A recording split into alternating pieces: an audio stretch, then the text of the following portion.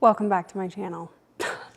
I had all of that big talk about being consistent, and then I quite literally dropped off the face of the earth. A lot has happened. If you follow me on any of my other social media, you know that I gave birth almost 5 months ago, and postpartum itself has been, I feel like, pretty normal, but this baby has been so different. She is just so sweet, and she has the best demeanor, and she's such an easy, calm baby as far as behavior goes, but she really struggles to eat. And so I've been a hermit and have been all consumed with doctor's appointments and honestly just trying to feed her around the clock. So I really dropped the ball with social media in general, but especially my YouTube. We also moved, and as big of a blessing as it has been, I have just been in the process of really trying to get settled, and I think I've used it as an excuse to not film any content. That's fine, just do it faster. Needs the fan on to go pee. Anyways, long story short, it's just been a minute since I posted anything. And if you're like, wow, your bangs are really short, I don't know. I think I like them, but I also wonder if I have bang blindness and I just am like delusional about. I will not film in front of my husband. It's really uncomfortable. So married 8 years and just still get shy. Like I was saying, I think I might have bang blindness. I don't know, you tell me. I don't know, it's winter, things are dark and scary. And so I keep cutting them shorter and shorter. And also I'm one of those people who, as I'm getting ready in the morning and I'm styling my hair, I'm like, oh, I think I need to trim right there. And then probably I'm a little heavy-handed. Anyways, today's podcast topic is my controversial opinions, but because this is a knitting podcast, I need to talk a little bit about what I'm working on. I am working on the Hanny cardigan. I'm doing a knit along with some of my mutuals on TikTok, and I am having so much fun. I'm using the Pure Gint from Santa's Garn. It's held double, so it's their regular, I believe, DK weight yarn plus a strand of mohair. And I think this is charcoal and then smoke gray for the mohair. And I used Pure Gint for the Edna sweater test knit that I did a couple weeks ago. You guys probably don't even know about it because I was gone that long, but I love how this yarn feels in comparison to how the heather gray, charcoal gray-ish color that I used for the Edna sweater turned out. It's very itchy, but still wearable. Like I don't feel like I have to wear a long sleeve shirt or a high necked shirt in order to be comfortable in it. This, however, I could see some people being sensitive to it, but I think that the combination is actually really nice. Like most yarn, I know it'll soften up even a little bit more after I wash and block it. But anyways, I cast this on Saturday the 28th, and today is did I cast it on the 28th?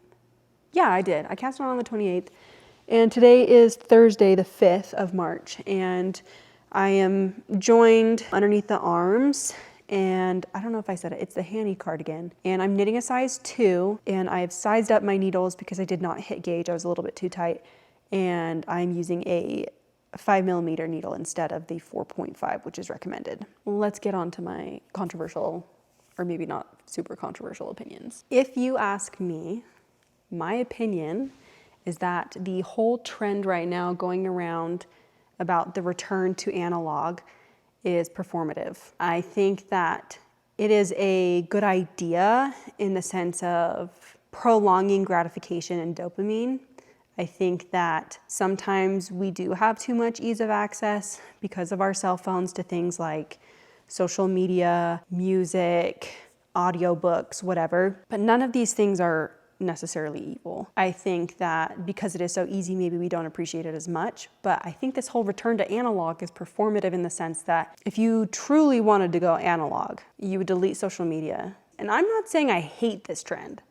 I really do like finding people who enjoy this, I don't want to say older style of entertainment, but this less technologically accessible, I guess, way of entertaining themselves. And I think that the root of it is getting into hobbies or having niche interests. But yeah, I do think that the return to analog is performative, and I also think it's another way for industries to get people to buy more things.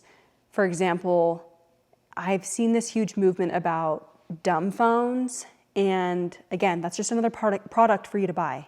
You could delete the apps that you find most addicting off your phone. You could lock down your cell phone. Same thing with like screen time limits. I understand that there are people who are truly addicted to their cell phones and they have been utilizing the brick, which don't even get me started about when people are like, oh, I'm bricked. I can't use my phone. I'm like, you're bricked? Whose marketing idea was that? Genius, but like whose idea was that? Like that term is just always so jarring to me. Anyways, I understand the necessity for a person who is wholly addicted to their phone and is suffering in real life with their relationships with their spouse, their kids, or their friends. I think that you could also easily give your spouse your cell phone and give you time restrictions, and then they know the password and you don't. Because I think a lot of people look at screen time and the restrictions and they're just like, oh, I can just override that because I know the code. Well, yeah, you could, and that defeats the purpose of screen time restriction. But I digress. Number 2, if you only surround yourself with people who have the exact same opinion as you or people who agree with you, I think you're weird.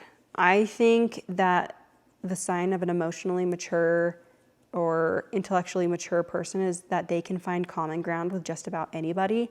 And I think that that's a really useful skill. I think it's also a skill that is essential to teach to your children. If I raise my kids to believe that they're always right and that they always hold the most correct, most factual opinion, then they're gonna have a really hard time when they are faced with any sort of adversity in conversation or debate with their peers.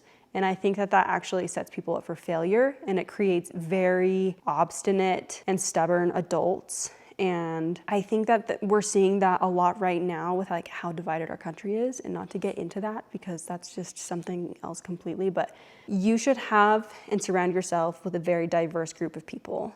And I did not realize the importance of that until I became an adult. I was raised in a very conservative state with people who are extremely religious, and I'm not saying any of those things are inherently negative, but when you are only surrounded with one type of person, you're never forced to stretch, to reevaluate your belief system. You're never encouraged to research or understand people better. And it wasn't until I was like 15 and I moved out of state and I was surrounded with a completely different demographic of people, both like ethnically, racially, religious, belief differences, things like that. It wasn't until then that I realized like there's a completely different world that other people are exposed to that I just hadn't yet. And then take it one step further, when my husband joined the military, we were surrounded by even more diverse groups of people. And that became a difference in like how we were raised economically. It became a difference of how we were raised morally, politically, things like that. And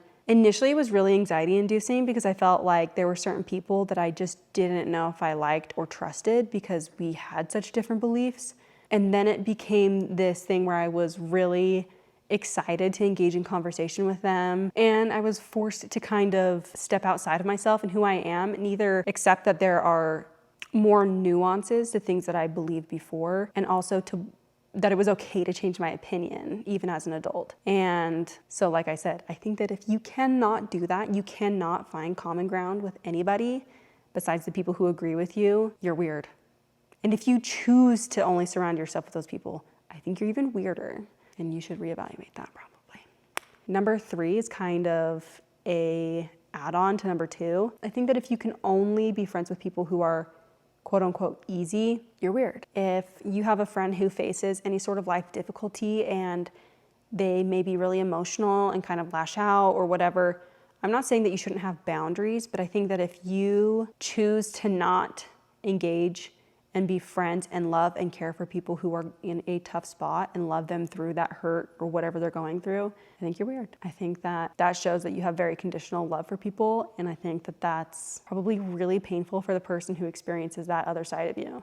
And I have been a perpetrator of this, especially as a teenager. I think that that's like our most selfish period of time is when we're very self-involved. It's only us. But I think that when you grow up you engage with more people out in the world. I think that when you are exposed to more personality types, I think that when you are married or when you have kids, like you kind of understand and look at the world a little bit differently. And I think some people swing really hard into like serving others and being very helpful. And they not that they seek out people who are difficult to be friends with, but they're just not afraid of it. Or you have people who really put up a wall and they don't want to be exposed to that sort of discomfort. And I think that you should still have boundaries and you should still know your limit, if that makes sense. Hopefully I'm communicating these well. But number 4 is kind of more lighthearted. Anime isn't weird. You only know weird people who watch it. I used to think anime was a little out there. And you would never guess that my husband and I mean, maybe you would guess if you've seen my tattoos, but you would never guess that my husband specifically watches anime and introduced me to it. He was in the military, whatever. You would probably think that he just didn't have an interest in that. But we both agree that anime is arguably some of the best form of entertainment. And I think that it can be very wholesome. I think it has a lot of allegory and a lot of parables. And if you are someone who is taught through storytelling, or you have children who are taught through storytelling, I think that age-appropriate anime is a really sick way for your kids to learn certain things. And I have like been a closeted anime watcher for almost 6 years now because people were so rude about it initially when I would bring it up, and I was like, forget that. But yeah, if you want my recommendations, slide into my Instagram DMs and I will impart some really good ones. Number 5, I hate subscriptions. I hate that everything has become subscription based. I think that there's no need. I miss the good old days when you could pay for something one time and have a lifetime access to it. I understand that capitalism and one-time payments for a lifetime access maybe don't go hand in hand, but nonetheless, I hate subscriptions. I mean, like there's a subscription for pretty much anything. For more storage on your phone, for the thoughts and ideas of other people, which I will say they still have value. I'm not saying that I don't think people should have a paywall. I pay for things. In fact, my most favorite podcast of all time is behind a paywall. And I happily pay that $5 because it's not something I need, it's something I enjoy. But when it's like you have to pay $3 a month to access video footage of your doorbell camera, what do you mean? I already paid $200 for the camera. And what do you mean I have to pay money to store the footage on the SD card that I have inside of there? What do you mean? But if ever there were a day that Pinterest said, hey, you can have access to our free platform with ads, but we are now offering a paid version of our platform without ads, I don't care if it's, even if it's $20 a month, I probably would pay it.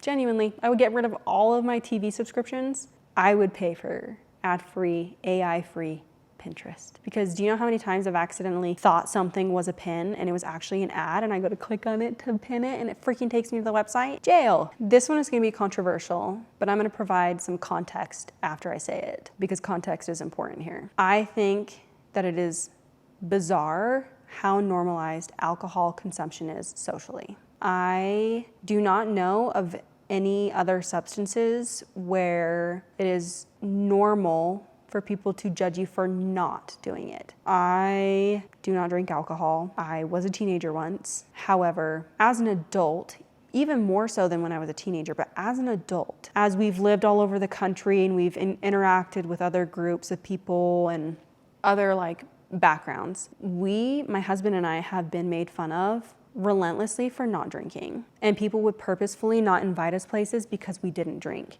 And not because they were like, oh, they don't drink, they probably wouldn't have fun. It was, they won't have fun with us and drink.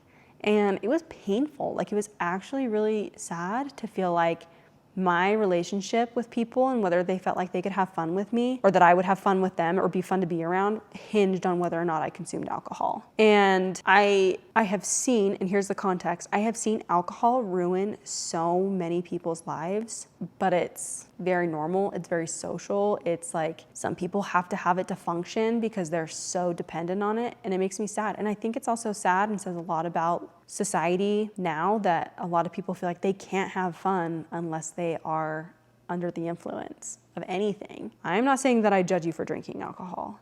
I am saying that I think it's bizarre that I am judged for not. This may be another touchy one, and I don't know why, but I think the discourse surrounding homeschooled children and people slash the question of like, how are you going to socialize them?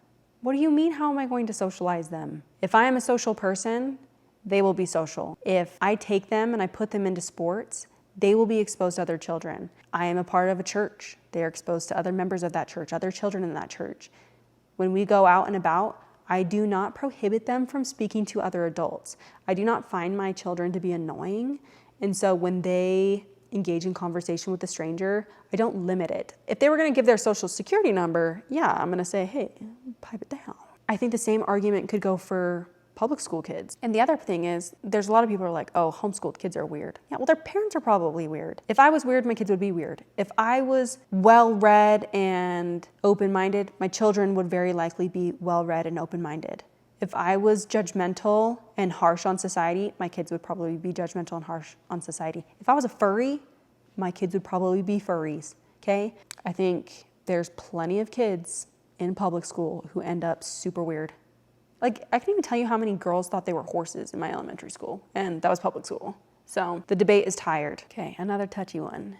I think that, I feel weird saying this because like it's in support of the unity in marriage, not against this specific act. But I think that if you are married and your husband or your wife does not want to share finances and you have children together, I think that is a huge red flag.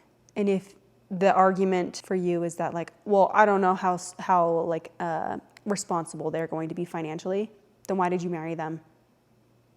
Okay, I understand that like there's extenuating circumstances where maybe you find these things out about a person after you've already gotten married, but at that point, I feel like you would know before you had kids. And this is like specifically post-children, because I know plenty of people who split finances and it works perfectly fine for them. But I also know a really good handful of couples that are married, specifically for the women. Their husband works full-time, they had children, the women stop working and they stay home with the children.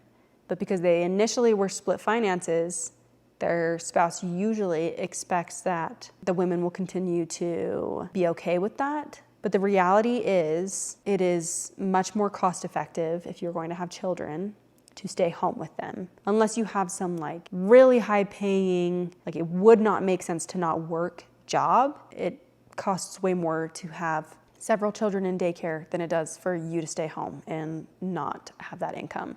I am very fortunate and I married someone who it was never a question. It was honestly never even a discussion between the two of us of whether or not we would combine our finances when we got married. I know that my husband sees the value, and I think that a lot of people are starting to see more value in women being home with their children, but like he values me as a person in general and knows that if I want to stay home with our kids, then that should not come with a stipulation that I have to continue to earn money and pay for myself or like 50% of our finances. I don't know.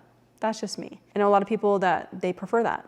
That's just you. Make sure that's a discussion you have while you're dating, especially if that's like a big goal of yours is to have children. In this financial climate, you gotta look out for yourself. Okay, ladies? I think society as a whole right now is facing a really big dopamine crisis, and most people cannot handle any sort of delayed gratification. And this isn't like maybe an unpopular opinion, and I think this also still kind of ties into that analog trend that we're seeing a lot of. I think that my unpopular opinion in this is that our society is looking for the easiest way or the fastest way or the least amount of work in order to accomplish a task. I mean, it's things as small as having a cordless vacuum or like microwavable meals. But I mean, just these like shortcuts to make our lives easier or more livable, to avoid discomfort. We do a lot of things that I think are just unnecessary, and they provide us with that quick dopamine, and then we are continuously searching for gratification, more and more ways to have those quick hits of dopamine that we lose the excitement and enjoyment of the slow process of receiving dopamine that has longevity. Do you know what I mean? For example, knitting is one of those things where I plan this project, I acquire the materials for this project, I usually work on this project for several weeks, And then at the end of it, I have a sweater or a cardigan or some sort of knit object that is 100% tailored to me, is the color that I love. It cost me more money. It cost me my time. It required me to learn how to do these things. But in the end, I feel like I have more appreciation for the product, right? Whereas I could probably buy a cardigan that looks exactly like the one I'm working on right now for $100, but I may tire of it more easily. And I think that that is because there's less effort that went into acquiring that object. Does that make sense? And I think we see that a lot in clothing hauls with really trendy fast fashion items. And again, I think it's just the accessibility and that quick dopamine. And I think that that delayed gratification, the dopamine longevity, I think is lost on us when we can have whatever we want when we want it. I think the same thing for like robot vacuums. I don't know why, but that shiz pisses me off so bad, because it's like, in the end, it ends up being kind of more work. With a regular corded vacuum, you don't have to charge it. You just take it from room to room. You don't have to hook it up to your Wi-Fi. Don't even get me started on how much stuff needs to charge and be hooked up to Wi-Fi. I have met my maximum. If I have to charge one more freaking thing, I'm gonna lose it. Is your life hard, or do you just need to be doing less stuff?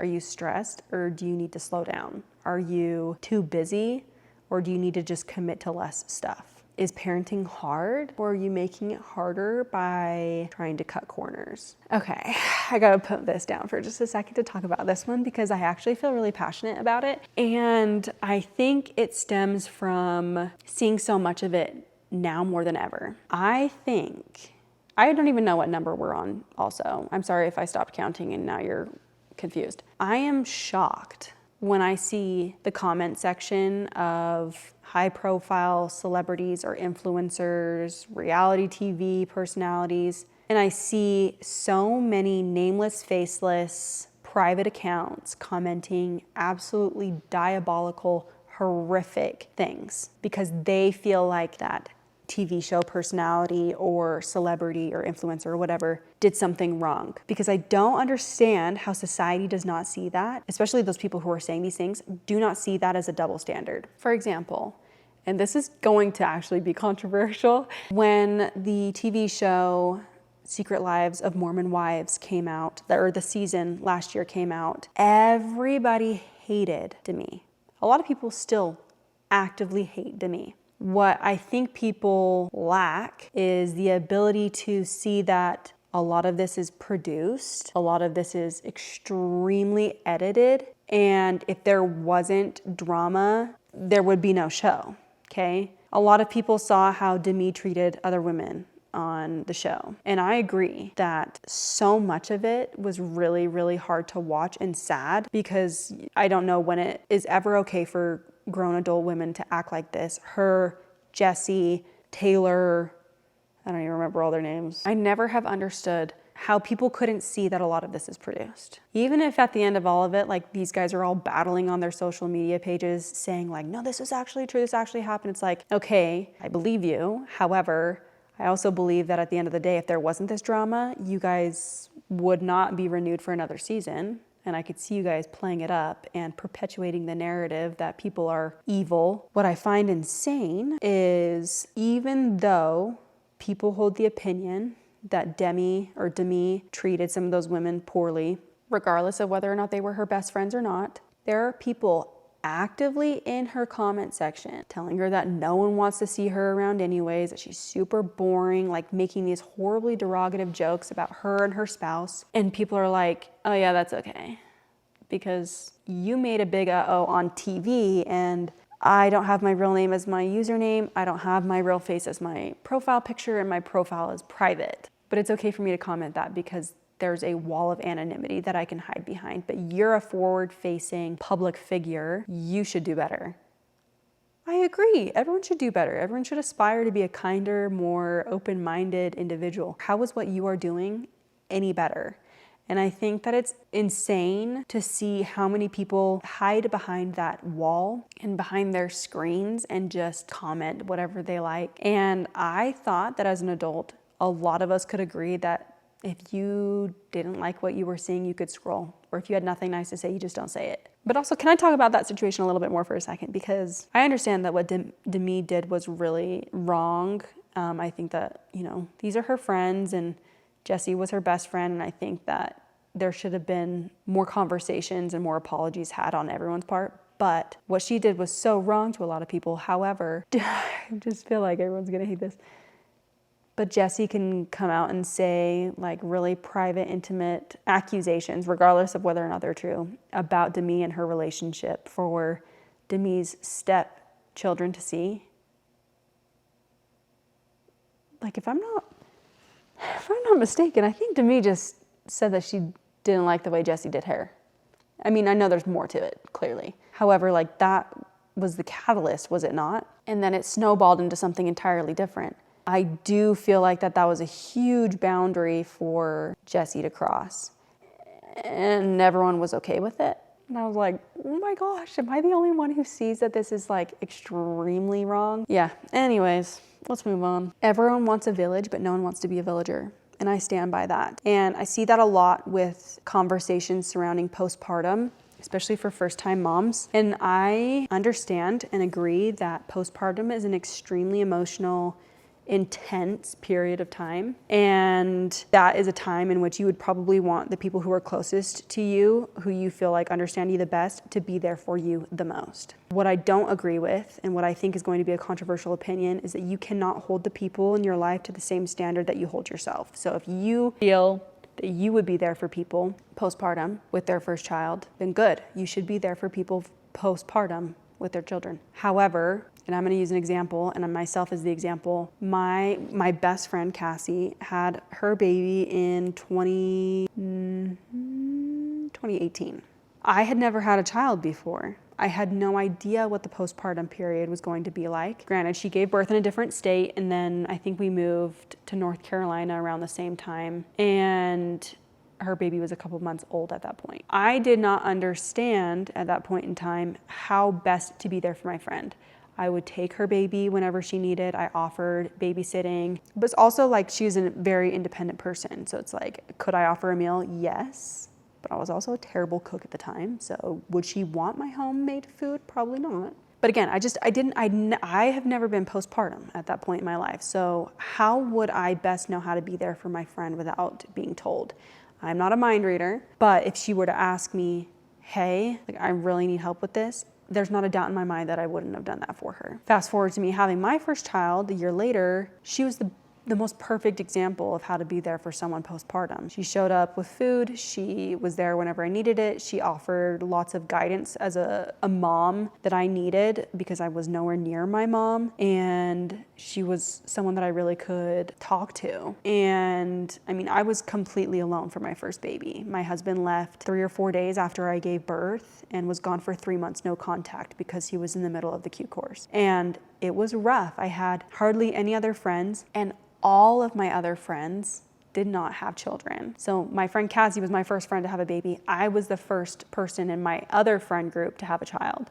And I could have been really bitter about the way that my friends showed up or did not show up for me, but trying to be introspective and then also trying to put myself in their shoes, I realized that these guys don't have children. They are not going through the same life-altering experience as me, so I cannot hold them to the same standard. But what I can do is when they have children someday, I can be that friend who is there for them. I can be the friend who shows up with a meal.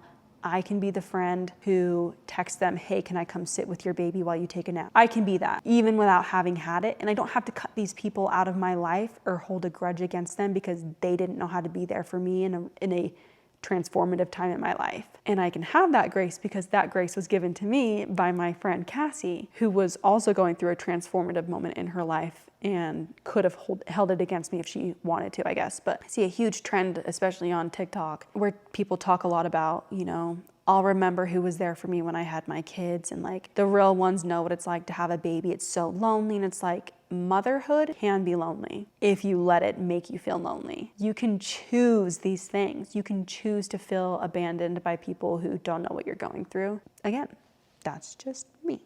Last but not least, and this could potentially be the most controversial of all, but it is the most lighthearted, I feel. Probably watch this be the worst. Pride, Prejudice, and Zombies is superior to Pride and Prejudice. The cast is stacked. It is the perfect mix of like romance and action. The storytelling and the visual storytelling is immaculate. I felt like it stayed really close to the storyline of the regular Pride and Prejudice, just with an added element. And I think it's a bonus that you can watch it with your spouse and they probably won't complain. They might complain when you first bring it up because they just don't know, but even my own husband, who hates chick flicks, loved this movie, okay? So yes, it's a controversial opinion potentially, but it's also a recommendation, and I think that you should watch it and report back. I did not do very much knitting, clearly.